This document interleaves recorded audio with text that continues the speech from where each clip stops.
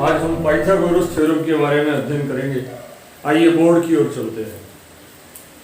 Pythagoras theorem हमेशा समकोण त्रिभुज में लगती है, राइट एंगल ट्रायंगल।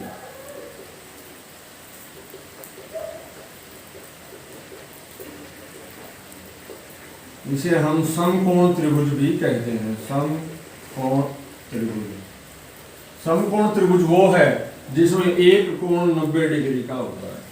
90 डिग्री के सामने की भुजा कर्ण या विकर्ण कहलाती है। इसको इंग्लिश में हाइपोटेन्यूज भी कहते हैं। नीचे की भुजा आधार है, इसे बेस कहते हैं, और ये जो भुजा है इसे लंब या प्रीपेंडिकुलर कहते हैं। प्रीपेंडिकुलर। तो ये तो त्रिभुज के बारे में कुछ खास बात थी। जो कर्ण है वो सबसे बड़ी भुजा होती है, सबसे बड़ी भुजा, लॉन्गेस्ट साइड। जो लंब है ये सबसे छोटी होती है, सबसे छोटी भुजा होती है, smallest side of A triangle. और जो आधार है वो बीच का होता है, बीच का।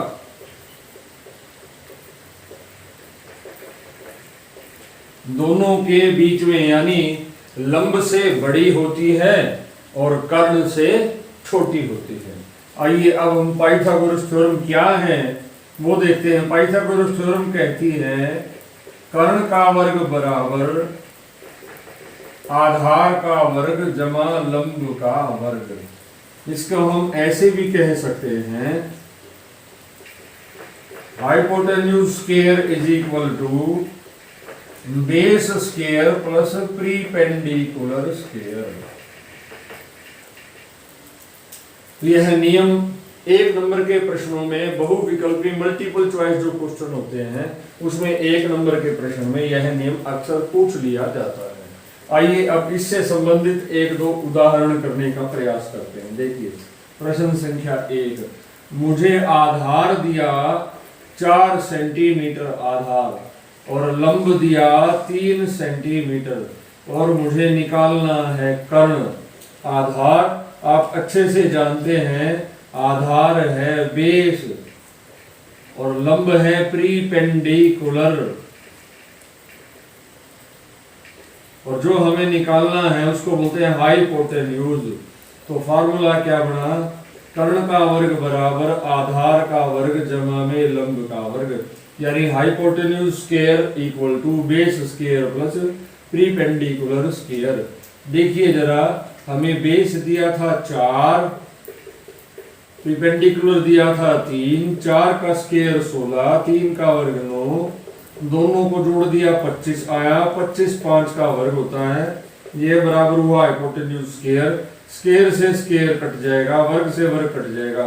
हाइपोटेन्यूज हमारा 5 सेंटीमीटर उत्तर आया।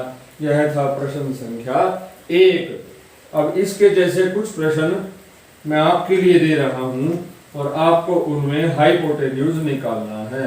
प्रश्न संख्या 2, जो बेस है वह लिया मैंने और प्रीपेंडिकुलर ले लिया, आपको हाइपोटेन्यूज फाइंड आउट करना है। यहां हमने लिया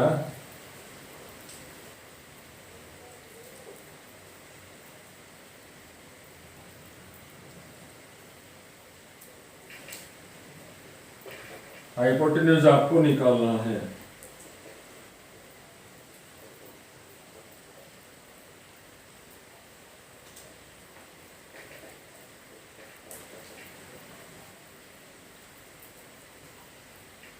इसे 12 ले लीजिए, फिर आपको दिक्कत नहीं होगी। प्रश्न संख्या 3, जो आपको करना है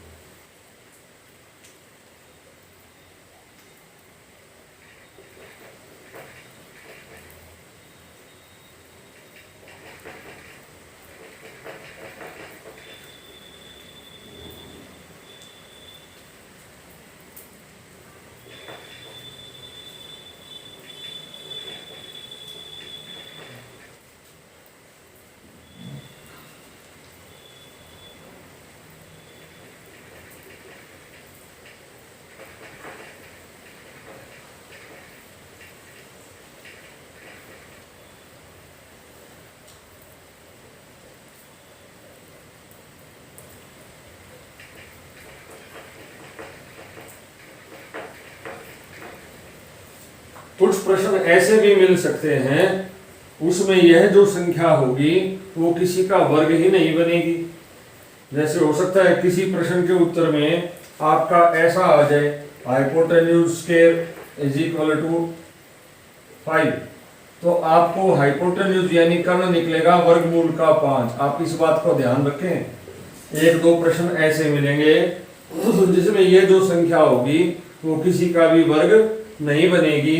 उस सूरत में आपको हाइपोटेन्यूज या कर्ण निकलेगा तो वर्ग हटके इधर वर्गमूल में कन्वर्ट हो जाएगा, बदल जाएगा। तो ऐसा भी हो सकता है, आपको इस चीज का भी ख्याल करना है।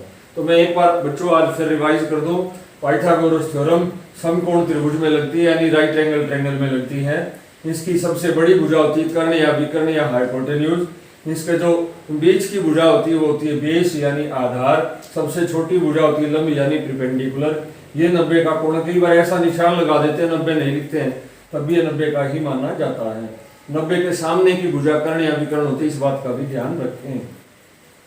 अब हमने पाइथागोरस थ्योरम लगाई, कर्ण का वर्ग बराबर आधार का वर्ग जमा लंब का वर्ग। कर्ण का दूसरा नाम विकर्ण भी है, तो कभी कभी कर्ण की जगह पर विकर्ण भी लिखा जाता है। इंग्लिश में बोलेंगे hypotenuse square is equal to base square plus perpendicular square. अगर बेस और परपेंडिकुलर सेंटीमीटर में है तो हाइपोटेन्यूज यानी कर्ण भी सेंटीमीटर में आएगा। यदि बेस और परपेंडिकुलर मीटर में है तो हाइपोटेन्यूज भी मीटर में होगा। ठीक है, तो इन बातों का ख्याल करना। ये पहला प्रश्न था जिसमें आधार दिया था, लंब दिया था, कर्ण निकाला था। बेस का मान 4 रखा, परपेंडिकुलर 3 रखा, दोनों को जोड़ा 25 आया। वो 5 का वर्ग था, हाइपोटेन्यूज वर्ग से वर्ग कट गया, 5 निकाल दिया। एक आधा ऐसा भी प्रश्न मिलेगा आपको जिसमें ये किसी का वर्ग नहीं होगा। उस सूरत में इस वर्ग को हटाएंगे और इधर वर्गमूल ले आएंगे और इस प्रकार हम 506 प्रश्नों को सरल करेंगे। ठीक है बच्चों, आज का काम समाप्त करूं।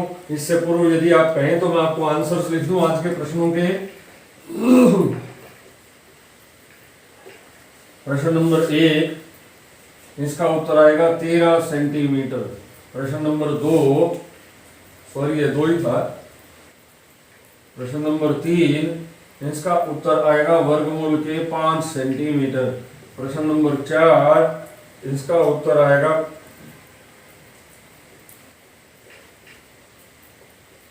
प्रश्न नंबर 5